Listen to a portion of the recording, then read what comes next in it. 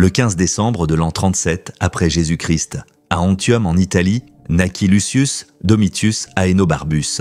Son père était l'un des politiciens romains issus des familles nobles. Sa mère était Agrippine, la jeune, sœur de l'empereur Caligula. Son père mourut d'hydropisie alors que Lucius avait 3 ans. Il fut éloigné de sa mère à cause de l'exil que Caligula lui imposa durant son règne, laissant ainsi l'enfant chez sa tante. Après l'assassinat de Caligula, l'empereur Claude monta sur le trône. Il fit revenir sa nièce Agrippine à Rome et la réunit avec son fils.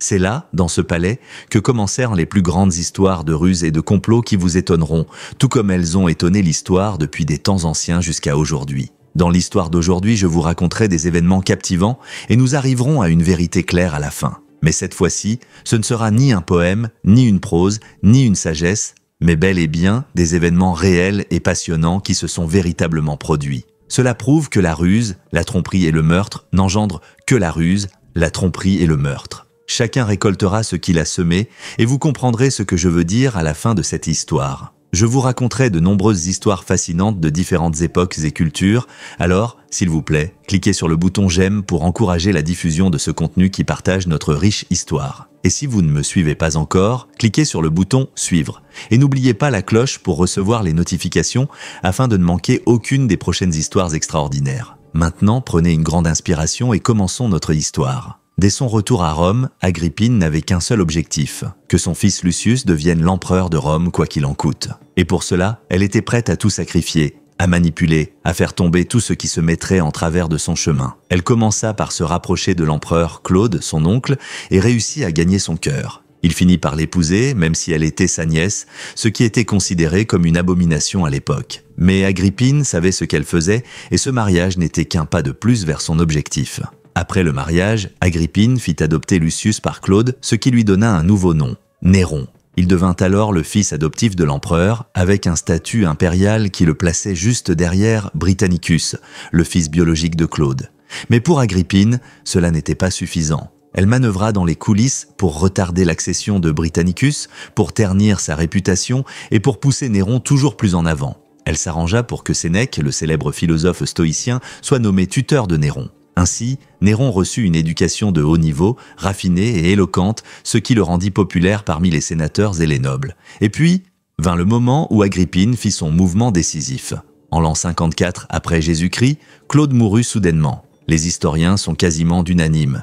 Agrippine l'aurait empoisonné avec un plat de champignons. Elle aurait utilisé un poison lent qui imitait les symptômes d'un empoisonnement alimentaire naturel. Dès l'annonce de la mort de Claude, Agrippine fit tout pour que Néron soit proclamé empereur immédiatement avant que Britannicus ne puisse revendiquer son droit légitime. Elle réussit. À 16 ans à peine, Néron devint empereur de Rome. Mais ce n'est pas tout. Après avoir atteint son but, Agrippine devint la femme la plus puissante de l'Empire romain contrôlant les affaires de l'État à travers son fils.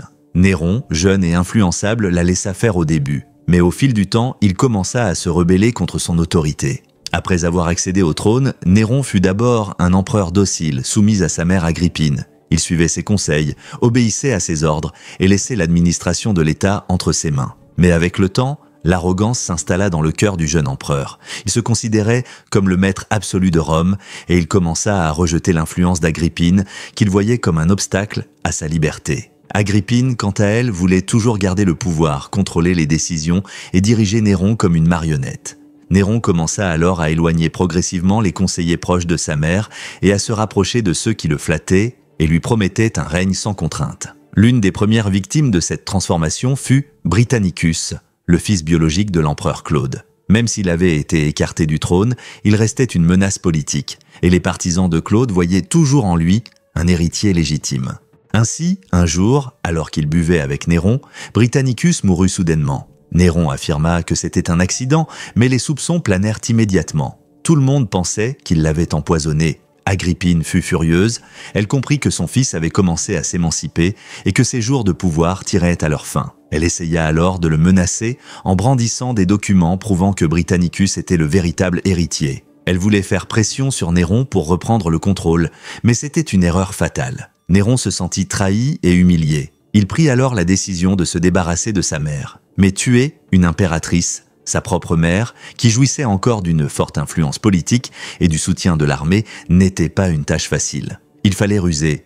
Néron réfléchit longuement à comment éliminer sa mère sans soulever de soupçons. Il ne voulait pas que le peuple pense qu'il avait tué celle qui lui avait donné la vie et le pouvoir. Il demanda conseil à ses proches, notamment à son ancien précepteur Sénèque, mais ce dernier resta silencieux, préférant ne pas s'impliquer. Alors, Néron décida de recourir à la ruse, comme sa mère l'avait fait avant lui. Il organisa un voyage maritime et invita Agrippine à embarquer sur un navire luxueux, construit spécialement pour elle. Mais ce bateau était piégé. Néron avait fait installer un mécanisme qui ferait s'écrouler le pont, la faisant tomber en mer. Le plan fut mis à exécution. En pleine mer, le plafond du navire s'effondra, mais au lieu de tomber, Agrippine fut protégée par le dossier de son siège. Puis le bateau se renversa et elle tomba à l'eau avec une servante. La servante cria « Je suis Agrippine !» espérant ainsi obtenir de l'aide. Mais les soldats de Néron, croyant qu'elle était réellement Agrippine, la tuèrent à coups de rame. Pendant ce temps, la véritable Agrippine nagea jusqu'au rivage et survécut miraculeusement. Quand elle arriva chez elle, elle envoya un message à Néron disant qu'elle savait que l'accident était volontaire et qu'elle pardonnait. Ce message terrifia Néron. Il comprit que tant qu'elle était en vie, elle serait une menace. Alors, il envoya un groupe de soldats dirigés par son conseiller Anicetus sous prétexte de mener une enquête. Ils entrèrent dans la villa d'Agrippine et l'assassinèrent violemment. Elle reçut plusieurs coups de poignard, dont un dans le ventre. Selon certains récits, elle aurait dit avant de mourir « Frappez mon ventre, c'est là que ce monstre a été porté ». Ainsi mourut Agrippine la jeune, l'une des femmes les plus puissantes et ambitieuses de l'histoire romaine. Et Néron était désormais libre. Après la mort de sa mère, Néron changea radicalement. Au début, il manifesta un soulagement évident, croyant qu'il pouvait enfin gouverner en paix. Mais très vite, il commença à perdre le contrôle de lui-même. Il se livra à des plaisirs sans limite, des fêtes, des orgies et des spectacles extravagants. Il négligea les affaires de l'État, confiant tout à ses favoris et à ses courtisans. Il pensait que l'art, la musique et la poésie étaient plus nobles que le pouvoir militaire ou l'administration. Il se mit à chanter en public, à jouer du luth et à monter sur scène, ce qui était vu comme une honte pour un empereur. Il obligeait les sénateurs et les nobles à assister à ses représentations. Ils devaient l'applaudir pendant des heures, même s'il chantait faux ou jouait mal. Ceux qui osaient critiquer étaient bannis, exilés ou tués. Sa paranoïa s'accentua. Il commença à soupçonner tout le monde de complot, même sa propre épouse Octavie. Il l'accusa d'adultère, la fit torturer puis l'exila, avant de la faire tuer. Il épousa ensuite Poppée Sabina, une femme belle mais rusée. Elle devint son obsession et il la traitait comme une déesse. Mais même elle ne fut pas épargnée. Lors d'une dispute, Néron la frappa violemment alors qu'elle était enceinte, provoquant sa mort et celle de l'enfant. Ce crime bouleversa le peuple romain.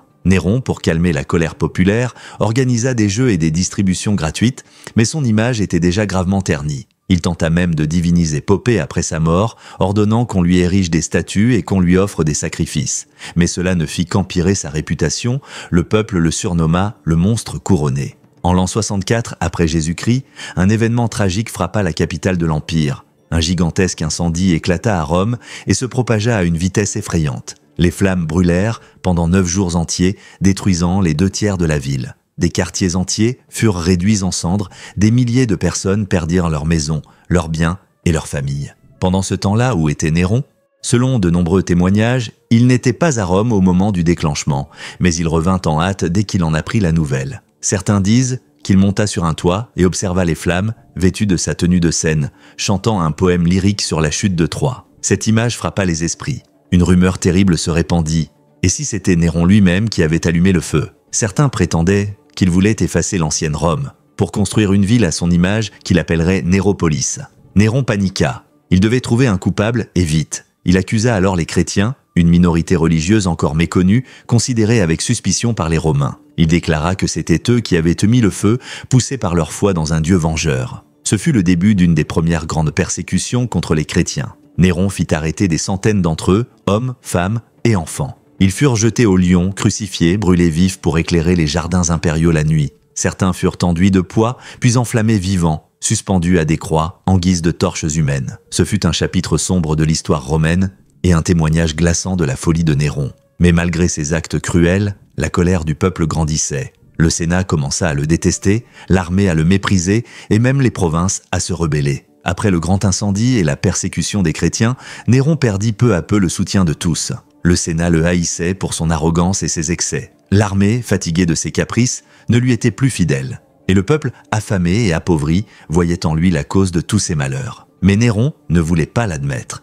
Il continuait à vivre dans l'illusion de sa grandeur, jouant au théâtre, composant des poèmes, rêvant de reconnaissance artistique. Pourtant, les révoltes éclatèrent dans plusieurs régions de l'Empire. Les gouverneurs commencèrent à se proclamer empereurs, refusant d'obéir à Néron. L'un d'eux, Galba, soutenu par l'armée d'Hispanie, marcha sur Rome. Néron paniqua. Il alla voir le Sénat, implorant leur soutien, mais ils le déclarèrent ennemi de l'État. Il tenta alors de fuir. Accompagné de quelques fidèles, il s'enfuit dans une villa isolée, près de Rome. Là, il comprit que c'était la fin. Il n'avait plus personne. Même ses derniers alliés l'avaient abandonné. Il demanda à ses compagnons de l'aider à se suicider, mais aucun n'osa lever la main sur lui. Finalement, alors que les soldats arrivaient pour l'arrêter, Néron prit un poignard et avec l'aide d'un esclave fidèle, il se transperça la gorge. Avant de mourir, il aurait prononcé ces mots célèbres « Quel artiste meurt avec moi ?» C'était en l'an 68 après Jésus-Christ.